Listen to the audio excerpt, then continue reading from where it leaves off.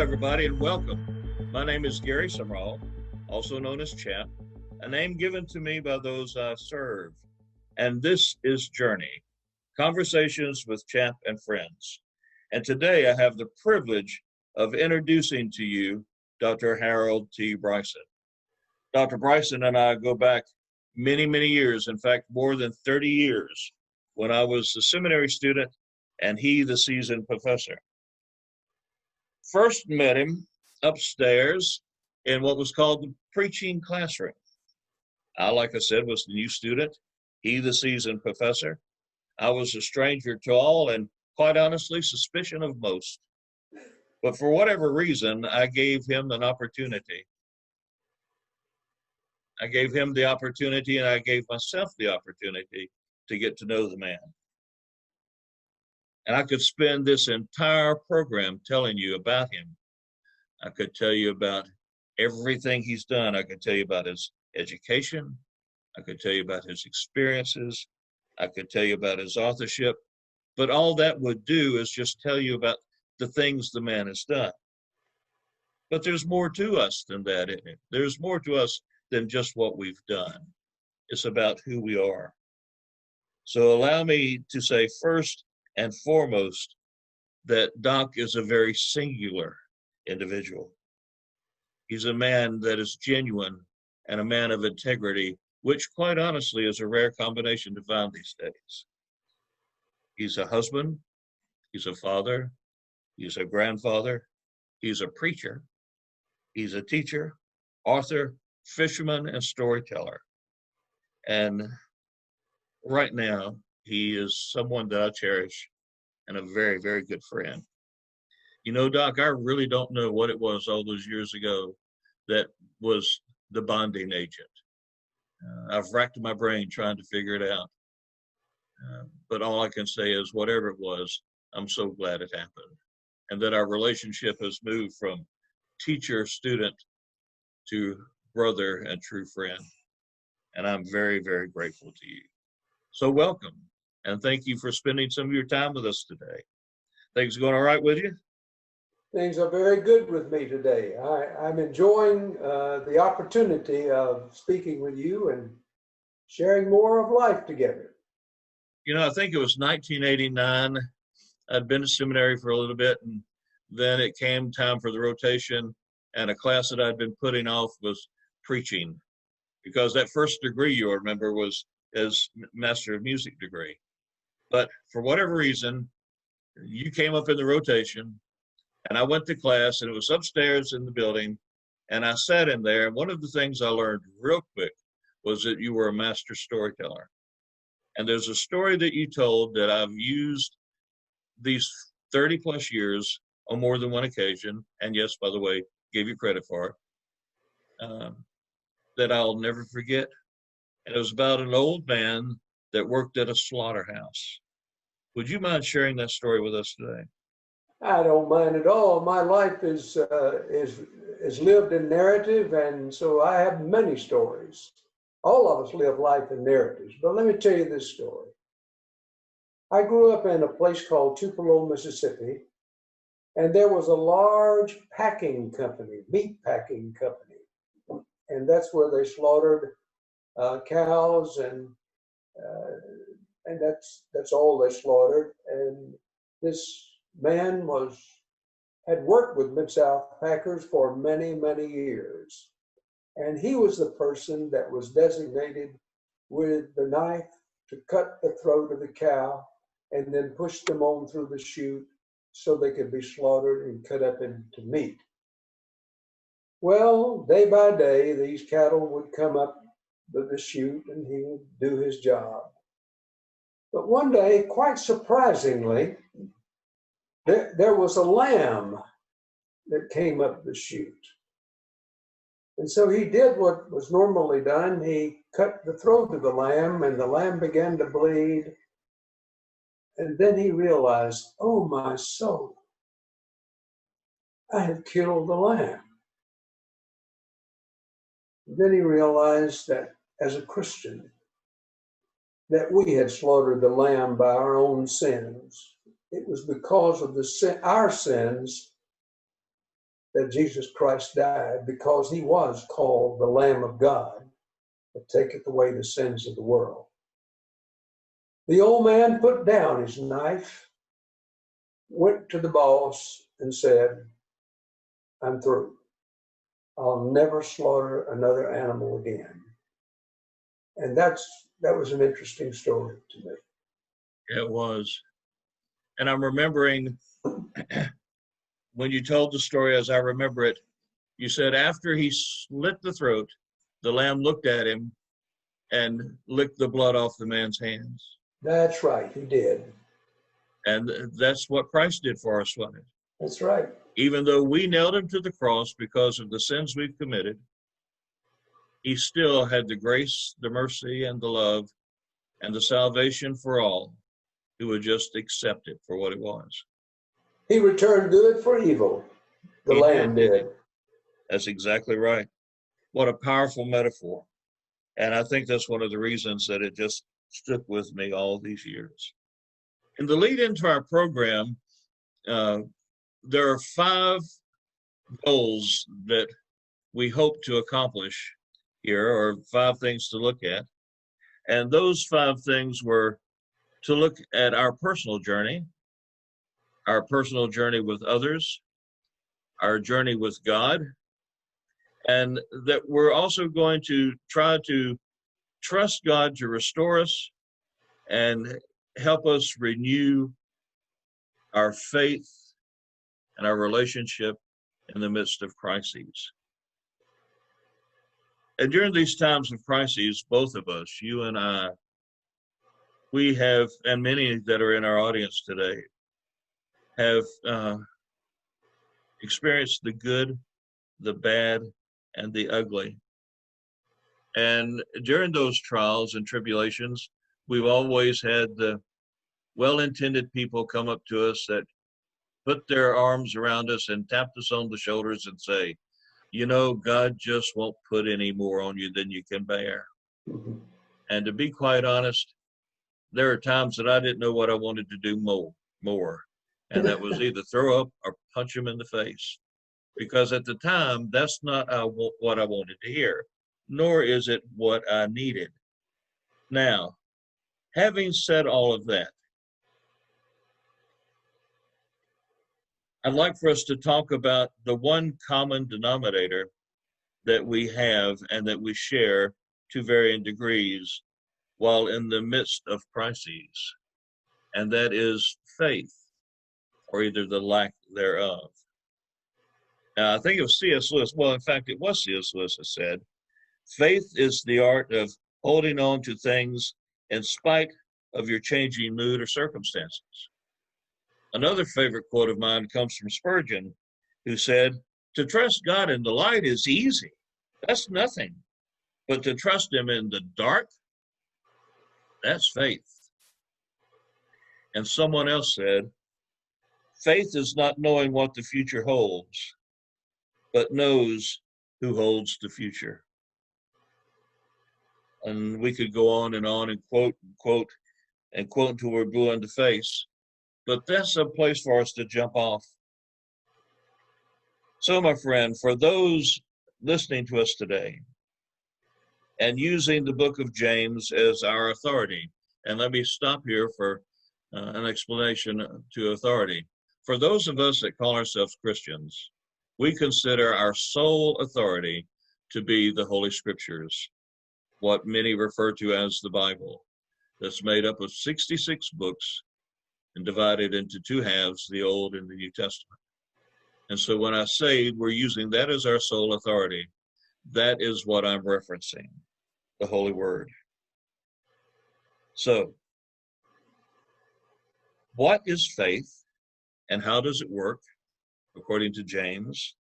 And then the follow-up question would be, what does crisis do to one's faith? Now, crises, before we begin our discussion, crises, just the word itself, Doc, to me, anyhow, invokes negative feelings and thoughts that more often than not gives one a sense of being completely almost overwhelmed.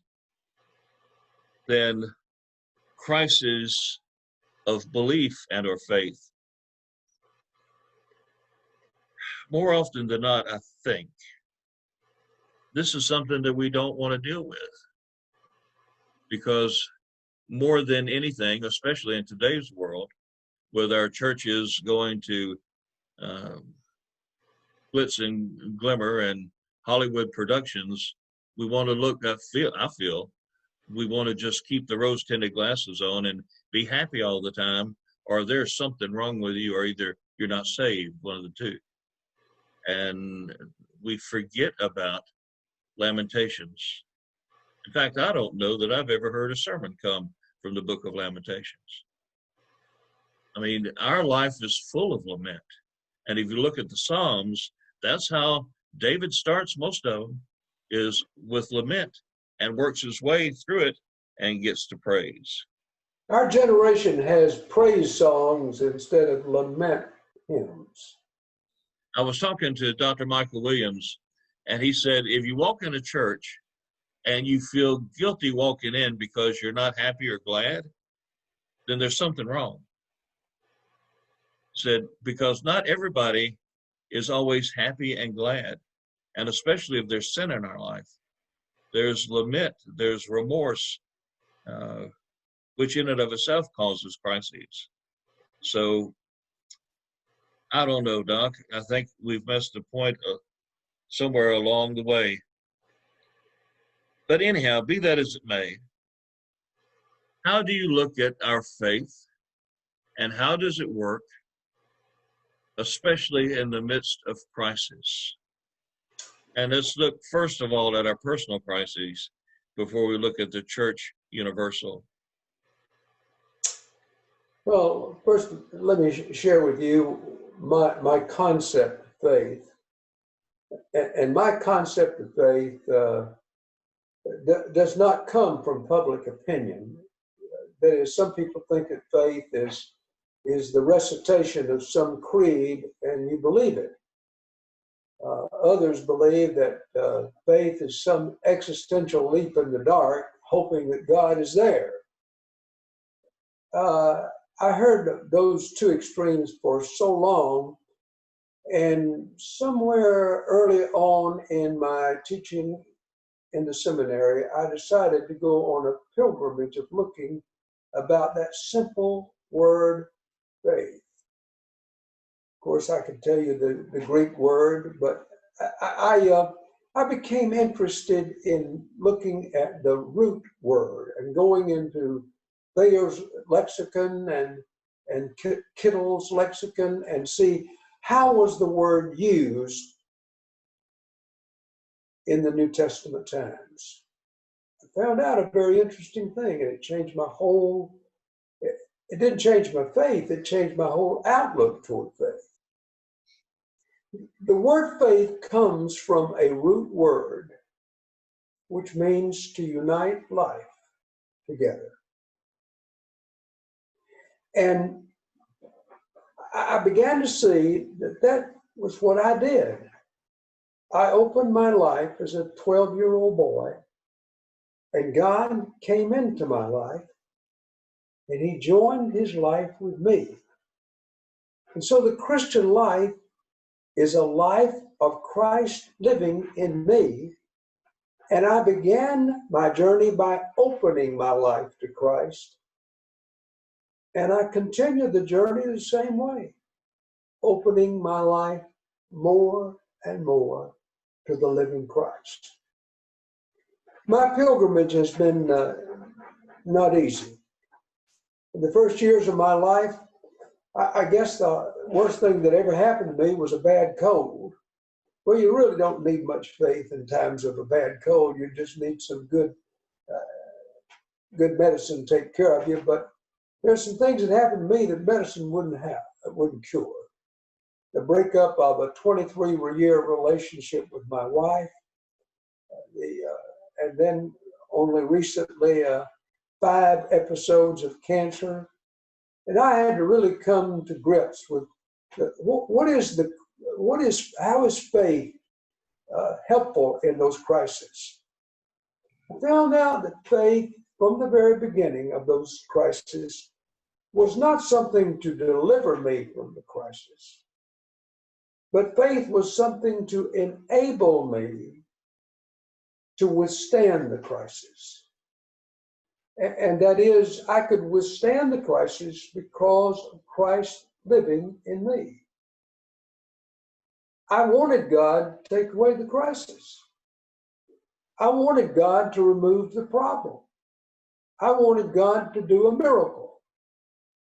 But yet the great miracle I found was that Christ was living inside of me, and he was giving me the strength and the direction that I needed every step of the way. And unfortunately, he didn't leave it one step at a time, and I had to trust him. You know, was there with you in some of those dark times. And to the audience that's listening today, who might be going through some of those dark times very similar, whether it's a breakup of a relationship or whether it's a crisis of health, and they feel this sense of abandonment. Oh, yes.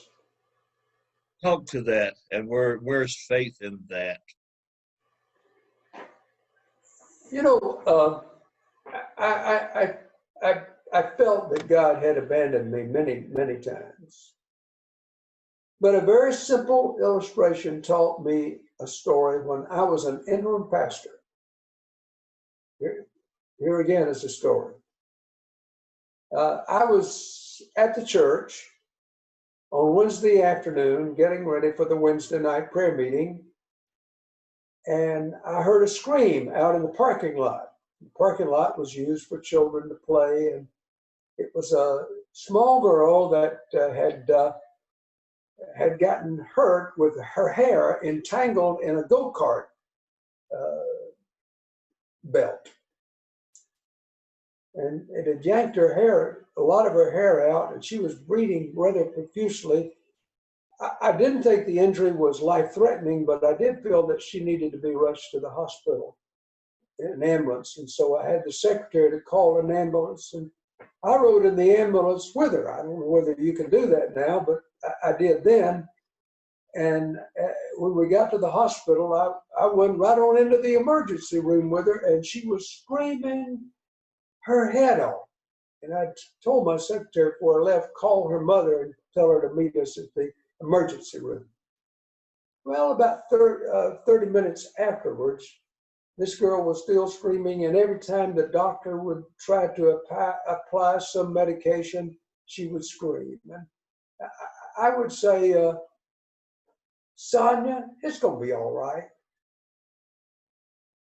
And then her mother walked in. And it's a strange thing.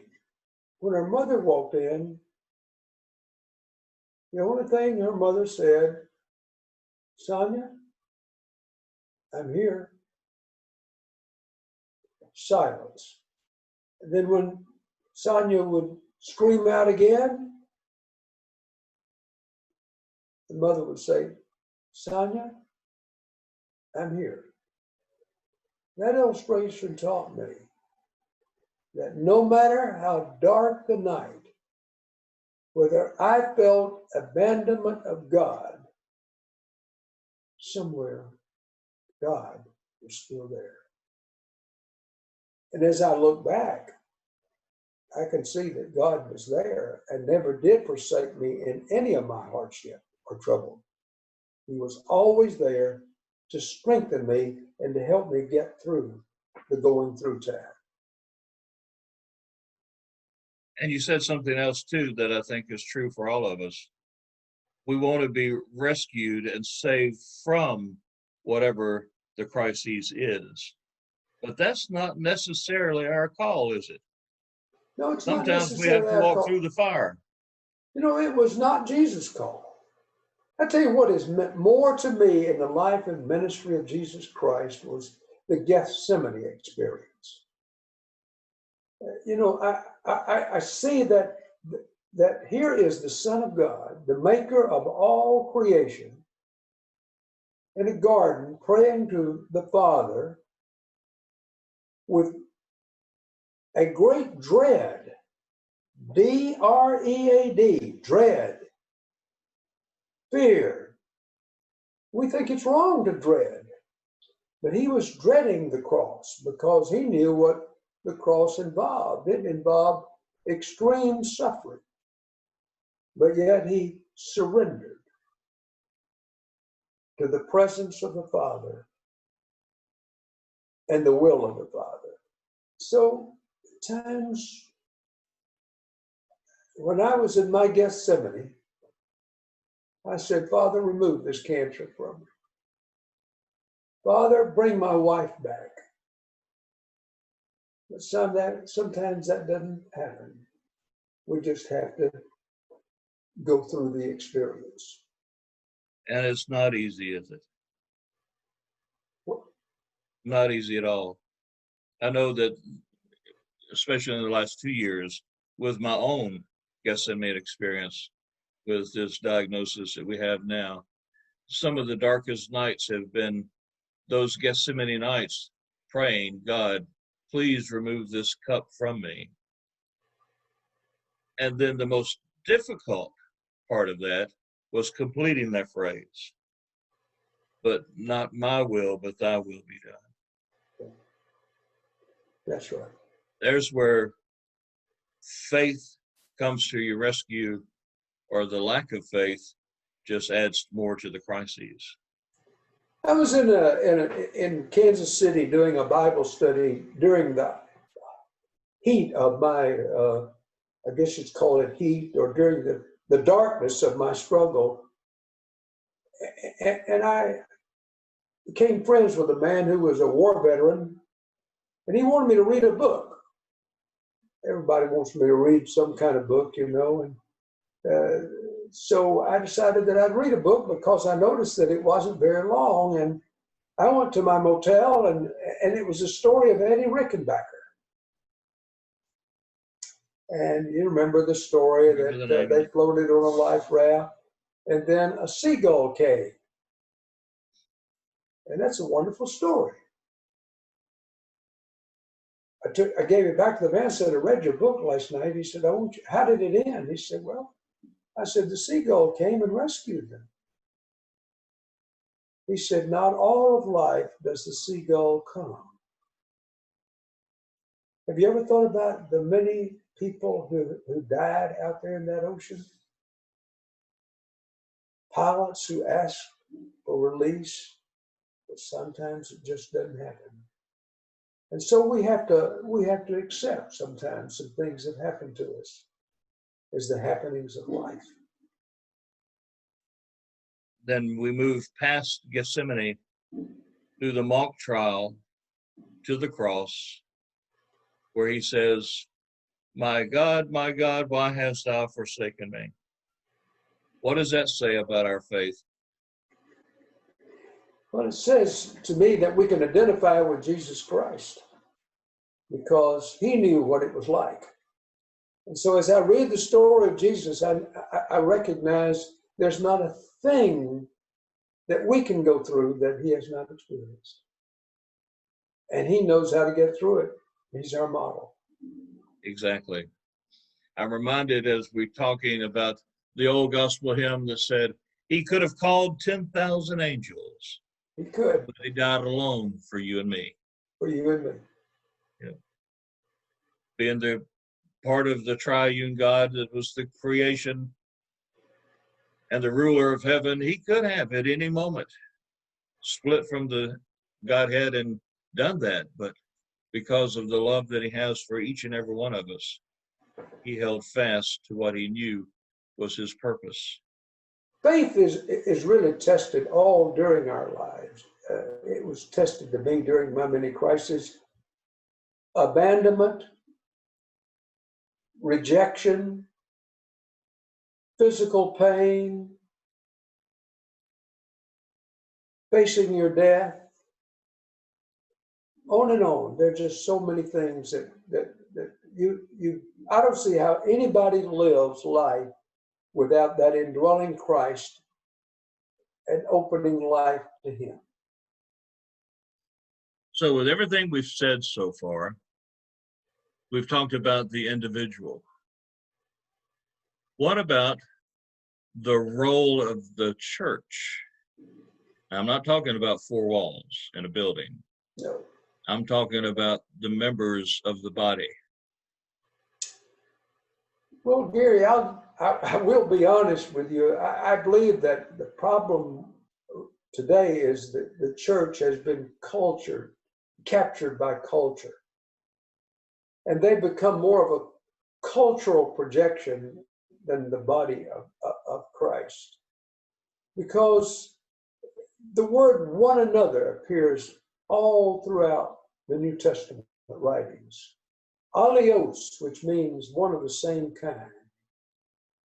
And it means that we ought to help one another, love one another, forgive one another, and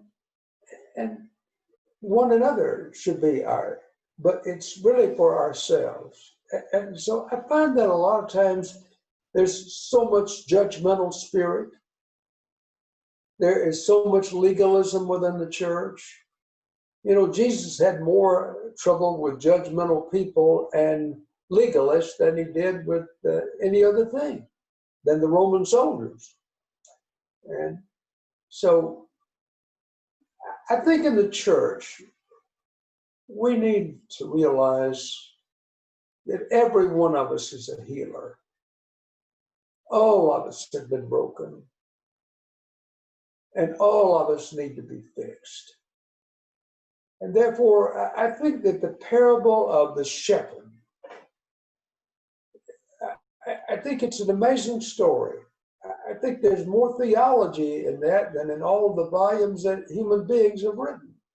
That little simple story about a shepherd that had 100 sheep and he lost one. And that means that he loved every one of them. He didn't just love that sheep, he loved every one of them. And evidently that sheep had the proclivity to wander. So he loved wanderers. That means that Jesus loved sinners. Now, Gary, you know as well as I know that I probably have a criticism that some people say that he had too much imagination in his preaching. But I would really like to, I really like to see the end of the story. I like to see what is the real end of the story. I think that when the shepherd put the sheep on his shoulders, he took it back to the sheep cote. And when he put it in the sheep cote, I think if sheep can communicate with each other, they'd say, "Welcome home." I too was lost out there in the wilderness, and I was found by the same shepherd. Welcome home. Not much of that attitude is in the church. Welcome home. I too was a sinner and was saved by Jesus Christ. Welcome home. You know, as I'm remembering church history, in the first century church, the Christians and the Jews still met together for worship. Yes. And one of the things that would happen before anything else happened was that confessions of sin were made in the congregation. That's right. That doesn't happen now. Well, the reason it doesn't happen is because people have learned to shame others and reject others. And they develop some an elitism. You know, they're not guilty of those sins. And so they develop sort of a pride about it. And those things that I just mentioned are the worst sins of the church. Yep. You know, I was hurt by a lot of people during my time of marital breakup, more by church people than I was anybody. I'm going to tell you this, and I think I've told you this, but there was a place that I went to eat po' boys away from the seminary because I just needed to get away to have a meal, and nobody from the seminary ate there. So I'd go there and I'd talk football with them, and I'd talk basketball and baseball. Some of the baseball players from UNO would be there. And this guy never did ask me who I was or what I did. He just accepted me. And one day, a seminary student walked in there and said, "Dr. Bryson, what are you doing here?" Well, we had our meal together, and as I walked out to pay, the owner said, "Dr. Bryson, are you a physical doctor?" I said, "No, I'm not a medical doctor." He said, "What kind of doctor are you?" I said, "I'm a doctor of theology. I teach people to preach across the way here." He said, "Man, I wouldn't have said a lot of things. I wouldn't have done a lot of things if I would have known that you were a preacher." Oh, I said, "Jerry, that didn't interfere with me at all. We're still friends." And we became so good of friends that every New Year's Day, he invited me and my family over at his house. And we all had a New Orleans feast of shrimp, jambalaya, and he was Roman Catholic. And the amazing thing is, my grandson, at 3 years of age, found out that he had a liver that was not functioning. And the doctors told us that the only way that he could live is for a transplant. So we put out on a national search of transplants. And the next day I came and the doctor said, "We haven't found a transplant, and your grandson is going down, down, down, and he's going to die unless we get a transplant." He says, "There is one alternative. He can be helped if somebody offers a part of their liver, because the liver can reproduce itself." Right. Well, I jumped up and I said, "I'll do it." They said, "Mr. Bryson, I don't really mean to insult you, but you're too old to give your liver." And both of my sons jumped up and said, "We will give the liver." But the father was selected. And the amazing thing is that I saw both of those dear people in my life go to the operating room the same night. And the long story made short is that my grandson is fine now. And but here's what I noticed. This is hard for me to say. That night, I saw one or two people from my church to come to know that the crisis I was in. But I saw everybody that worked in the bakery where I ate po' boys was there. They said, "We understand you need blood. Yeah, we want to give blood." I looked out, my son is a policeman. Well, he still is a policeman in Denver, but he was a policeman then in New Orleans. And I looked out and I saw no less than 25 policemen willing to give blood. And I said, "That's church. Caring."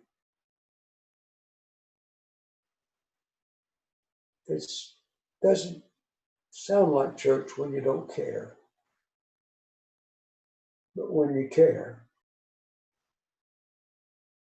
it's really a lot like church. And that's probably the reason that I connected with you, because I was right in the throes of my marital breakup. Some of the students didn't want me too much around me, I mean, they respected me and for my teaching, but they didn't know what to say to me. You and your wife reached out to me and you invited me to your home to eat. And that's That's the greatest acceptance speech you can ever get. When you sit down at the table with somebody, they said that Jesus ate with sinners. He loved to be with them. Man, I'd love to be with you and your wife. I found acceptance. And also I found great food. But I found acceptance, and I found forgiveness, and I found encouragement, all of which the church should give today. Every Sunday is a feast where we say, this is my body, this is my blood. We're all one, Gary. I think so, Doc. And I think that there's going to be a day of accountability. But all I know is that for me and for you and for everybody else, it's what we as individuals do that will make the difference. That's exactly right. You're talking about your po' boy shop. You know that while in Baton Rouge and while doing what I was doing at the prisons, that I also had an interest in a tobacco shop. And being right on Government Street, which is, of course, Baton Rouge is the capital, and all the politicians and all the high-powered attorneys and doctors and everybody else would come through the shop. They didn't know who I was, but they would come in and we'd have couches and chairs for them to just come in and relax. And then conversations would start. And it's interesting, I interviewed one of my interns, and her first impression of me when she came to the prison, according to her husband, was she said, Gary, when she came home, I asked her how it was, and she said, I had the most interesting experience. Said Chaplain Summerall's a tall, big man that looks like Santa Claus, but speaks like Freud. And for whatever reason, those men that would come in that shop got comfortable with me and would talk about anything and everything in the world and what was going on in their lives. And all I had to do was listen and love them. And then after they found out who I was and what I did, they responded much like your owner of your sandwich shop did. Well, if I'd have known all that, I wouldn't have said some of the things I've said, especially the way I said them. But that's not what's important, is it? That's right. The old hymn that we sang every Sunday, without exception, at the invitation was what? Just as I am. That's the way it is. The way it is. So I'm wondering what has changed and what has made us so focused on ourselves to the point that we've forgotten what the true purpose of the church is, and that is others. That's a good question. I wish I would have asked you that question. I really don't know, Gary, other than the fact that it all goes back to we owe our salvation to Christ. I'll use theological language. We owe our sanctification to Christ and the Holy Spirit living in us. And we owe our glorification and glory to Christ. And we think in the church it all belongs to us. Which brings us back to the book of James. So, I'm reminded in what we used to call the juniors department, in opening assembly, singing the song that went something like this. Be doers of the word, be doers of the word, be doers of the word, not hearers only, not hearers only, but be doers of the word. That's from the book of James. right. 122. The book of James is about doing and not just hearing. So how can that book, and you've written a book on James, how can that book help our listeners today with their journey and their walk of faith? Well, the book of James, of course, I think is about faith. Really, it is about faith. I want to tell you a story about the letter of James. Okay? Go for it. When I was in Mississippi College, I was planning to go into the seminary, But I really wasn't planning to go to graduate school. I just wanted to get 3 years and get out and be a pastor. But I went to church one night, and the pastor preached on be doers of the word and not hearers only. And then I realized that I was treating my faith like going to church and trying to be good. I realized that it was really doing what God said. So I took on as my project to memorize the letter of James. And I memorized it, word for word, beginning to end. And then a year later, when I went to seminary, I had an insatiable desire to know more about James. And I said, I'm going to take Greek so I can read James. That's the only reason I took Greek. And I took Greek, and I wound up taking every Greek course that the seminary offered. And that's the only reason I could get in graduate school. I had taken Greek. But anyway, the letter of James changed my life. You know, Martin Luther said he was married to the letter of Galatians. He was betrothed to the letter of Galatians. I was married to the letter of James. And so, by the way, I still have the letter of James in my memory. And I quote it quite often. And probably in every trial I've been in, I've quoted chapter 1, verses 5 through 8. If any man lack wisdom, let him ask of God, that gives to all men liberally and upbraideth not, and it shall be given him. But let him ask in faith, nothing wavering, for he that wavereth is like a wave of the sea, driven with the wind and tossed. I looked up that word wisdom, and wanted to know what the word wisdom meant. If any man like wisdom, I thought it was something like you're getting all the answers on a history exam, or it was like getting all the answers on a chemistry exam. But wisdom doesn't mean the passing on of information. Wisdom in the New Testament means the ability to take the information you have and use it for the glory of God. So God gave me wisdom, just enough to make it through. He gave it liberally. And then it says he upbraideth not. And what in the world is upbraideth? I'm sure, Gary, you use that word a lot more than I do, but I Not rarely hardly. Not hardly. I rarely ever use that word. But I looked it up, and to see what it really meant, it means don't chide anybody for what you have given them. And when my sons were growing up, one of them would come to me and say, Dad, I need $20 today for school. He'd tell me some project they had.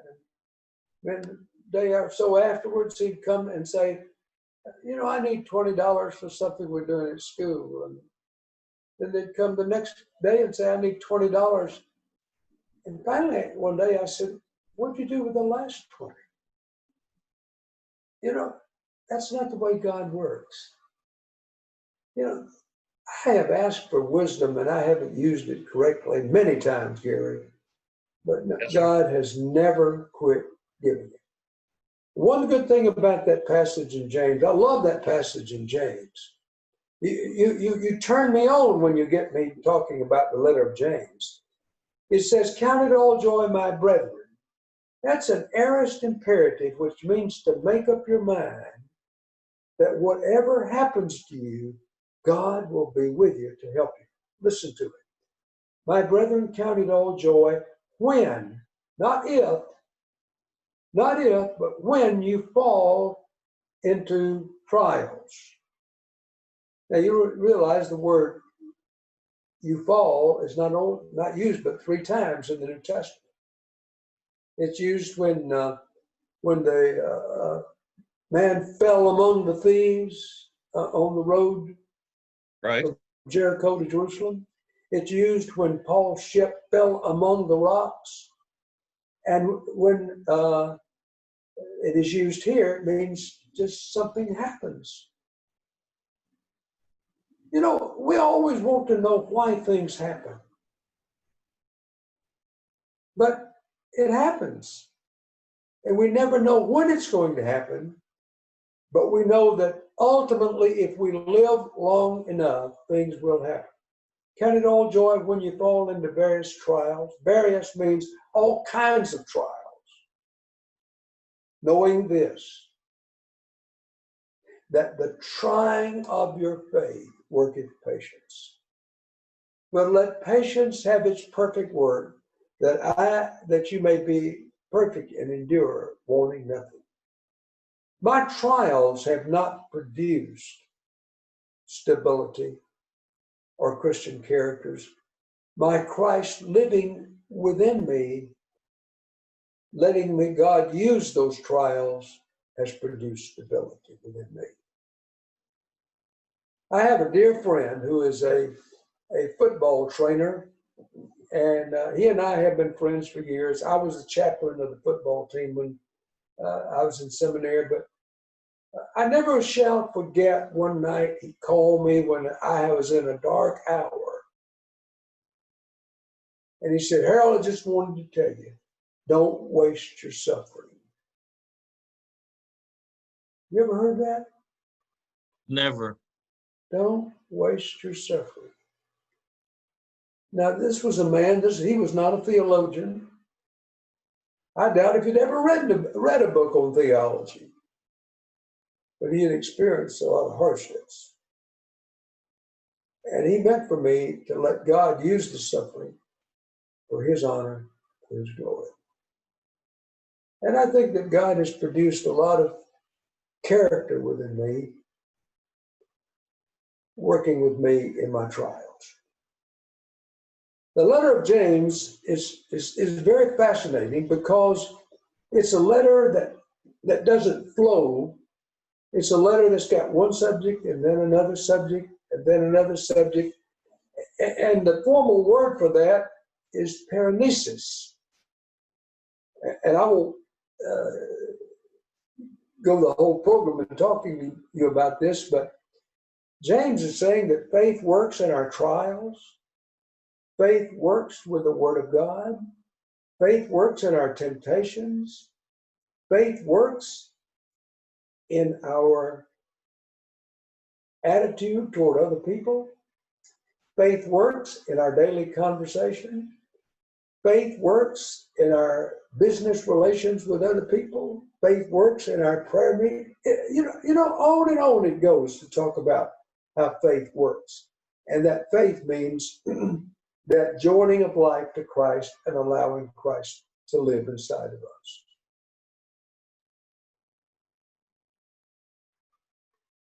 That's a mouthful. Well, it's a book full. I wrote the book. I'm reminded as I'm listening to you, and in light of what's going on in our world today, King Solomon said there's nothing new under the sun. That's right. And in today's world of COVID-19, and you and I have talked about this and the restrictions that has placed on us because we're in high risk category.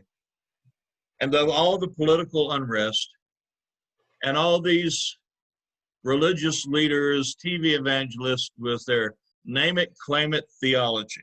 Oh my goodness. And then all the non-religious and anti-religious factions that are in our world today, adding to this pot of chaos. Where does faith come in for the individual who's in all likelihood scared to death because they think this is new, that this has never happened before? Or or asking the questions that we mentioned earlier. Why is this happening? And where is God? Where is faith in all this? Well, life always is full of happenings. And if we let the happening control our happiness. The word happiness is really means it comes from what's happening to us makes us happy. If the stock market is up, we're happy. If it's down, we're sad. But that's not that's not the word of joy. The word joy is Christ is living within us. The market may be up, we still have joy. That didn't create joy anyway. And when the stock market is down, we have joy. So anything that happens, the pandemic, I have a severe risk, and you do too. And my wife and I have enjoyed just being together. And I always say to her, I said, I'm so glad that I married you, because I would hate to live with a woman I didn't love in a pandemic. Ain't that the truth? That's the truth. Yeah, you got It the sure same is. thing. You know what it's all about, don't you? Yes, sir, I do. Well, Doc, we could go on and on and on, and I hope that maybe we can do another part of this soon. And I can't thank you enough for what you mean to me and for your spending some time with me today. But before we go any further, I've mentioned earlier about some of your accomplishments. You've written some books, one of which I've mentioned, and Todd's going to put at least 3 of them up for our audience. But this one, How Faith Works, about the letter of James. You want to talk to our audience about some of the others that might help them, whether they're just the individual in the pew or the preacher behind the pulpit? Well, I'll address the preacher first. First of all, I've written a book entitled Building Sermons to Meet People's Needs. It's a very simple book. It just simply tells you how to put a sermon together. And then I've written a book, An Expository Preaching, The Art of Preaching from a Bible Book. It's my textbook, but I won't ever write another one, because that thing took me 10 years to write. Then I wrote a book entitled Portraits of God. Now, Gary, I need you to understand there's only 2 things that I struggle with all my life. What is God like? And who am I? And so the Bible answers both of those questions. And I wrote a book entitled Portraits of God. It's probably been one of my favorite books to write, because I just loved it. I was spewing out what the Bible says God is like. And I said, every time I'd write a chapter, I said, Harold, believe it. Quit thinking of God as a tyrannical judge or a great-grandfather or a cosmic Santa Claus. Think of God as a loving Father. Then I wrote a book, it's taking an honest look at life on the book of Ecclesiastes. And I guess my most recent book is a book on Revelation. It's the control of history under control. And my thesis is that God is in the control of history. It doesn't make any difference where Domitian is on the throne or whether Trump or Biden is on the throne. God's on the throne. And so those are the books I wrote a book on 1 John too. And the reason I wrote on 1 John is because 24 times the word abide appears in 1 John. It means union, joint together. You obey because you're in a relationship with Christ. So 1 John, and I'm also writing a new book. I only lack 1 chapter, and I probably will finish that this week. It's entitled, You Have to Take Time for the Pain. And to our audience, I've been privileged to read some of the beginnings of this book. And from what I've seen so far, I would highly recommend it to you. Yes, I can't say enough about it. Well, again, and forgive me for repeating myself to my audience, I have been blessed. God has allowed some very amazing people to cross my path. And it's been across all state lines, all denominational lines, and across international borders. And the man that we're with today is one of those that I'm truly blessed to know and proud to call a friend. So, to our audience today, I hope that you've gained something from this. I hope that something that we've said will touch you in such a way that you will be able to make those decisions that will see you through. I know it's awful easy to become overwhelmed when the pressures of crises fall on you. I know it's easy and it seems as if they're going to swallow you whole. And admittedly, it is difficult to find your path and to find a sure footing when you discover yourself in the midst of crises. But there are at least three things that you will discover about yourself in crises. One is you will find out that it will define you. Two is you will discover the fears that hold you back. And three, you will discover and you will be reminded that faith in God, and that with faith in God, all things are possible. Amen. So it is my prayer that you will allow your faith in God to carry you through. And remember just how much you and I really rely on him. Trust that he will open another door when one has been closed in front of you. And try to learn a lesson from the challenge of the crisis in which you find yourself in the midst of.